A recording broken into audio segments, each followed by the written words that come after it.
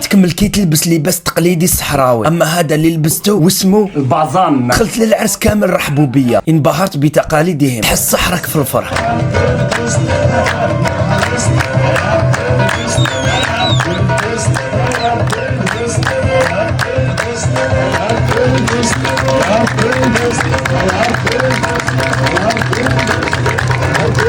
الفن هذا احنا هنا في ولاية هضرة نسموه الرشوق، يرشقوا فيه الناس ويضربوا يديهم،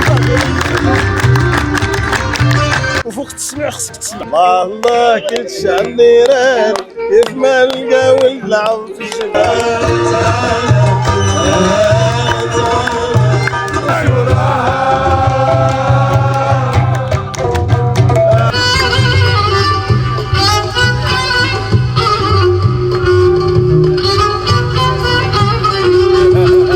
والله خير بلادنا عريقة ومتعددة الثقافات.